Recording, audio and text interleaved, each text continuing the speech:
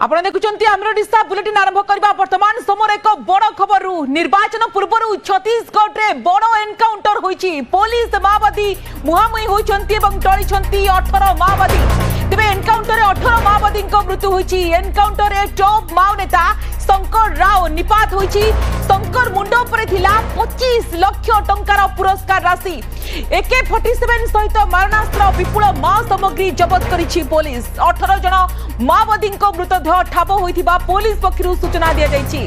कांकेर जिल्लार छोटेबेथिया थाना अंचल रे होइथिला एही गोली विनिमय हजार हजार संख्यार माओवादी एकजुट होइथिबा परे जवान को गोली मारे समस्ते छत्रभंग देथिले ते पालट आक्रमण रे 2 जवान आहत होइछंती सेमानकु हॉस्पिटल रे भर्ती करा जायछि। आसंता 19 तारिख रे जेहेतु छत्तीसगढ़ रे रहिछि वोट एवं मतदान पूर्वरु ये बड़ धरणर मा ऑपरेशन करिछंती सुरक्षाकर्मी।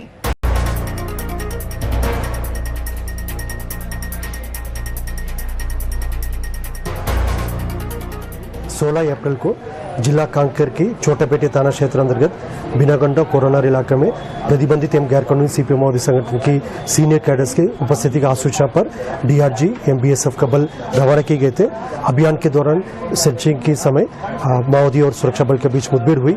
मुठभेड़ के पश्चात इलाके के सर्चिंग के दौरान अब तक 18 माओवादियों का डेड बॉडी रिकवर किए गए थे।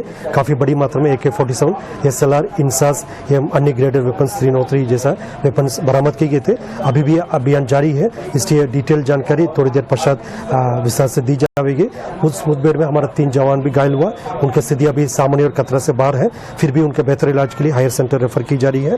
और अभी तक लगातार इलाके में रीइंफोर्समेंट पार्टी के माध्यम से भी सर्चिंग की जा रही है। सर्चिंग के उपरांत और डिटेल जानकारी दी जाएगी। सर, अब तक के नक्सल एनकाउंटर के इतिहास में क्या छत्तीसगढ़ में कभी 18 नक्सली एक साथ मारे गए थे?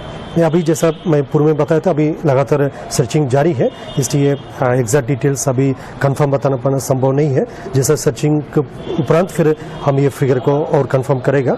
लेकिन जैसा अभी तक मैक्सिमम जो बस्तर के जो अभी हाल फिलहाल मुद्देबड़े में जो 13 माओवादी के डेड बॉडी कोरचोली में बरामद की, उसके पूर्व में भी इस प्रकार 2-3 अवसर में डबल डिजिट में जो माओवादियों के डेड बॉडी रिकॉर्ड की गए थे। लेकिन अभी जो 18 माओवादियों के डेड बॉडी यदि कंफर्मेशन होगा, संभवतः ये बस्तर क्षेत्र में अब तक जो सबसे बड़ी अभियान के रूप में इसको देखा जा सकता है। सर, किस तरह का इनपुट था, किस तरह का ऑपरेशन था, बता पाएंगे? जो इलाका जहां पर आज मुठभेड़ हुआ, ये नॉर्थ बस्तर, अबुझमाड़ एवं गढ़चिरौली के लगभग एक ट्राई जंक्शन इलाका पड़ते हैं। उसमें सीनियर माओवादी कैडर ललिता, शंकर, राजू, इस प्रकार इन कैडर्स का उपस्थिति समय समय पर मिलते हैं। उसी सूचना का तस्दीक करने और इलाके में प्रभावी रूप से अभियान संचालित करने के उद्देश्य से कांकेर के DRG और BSF संयुक्त बल रवाना किए गए थे। उस दौरान मुठभेड़ हुआ।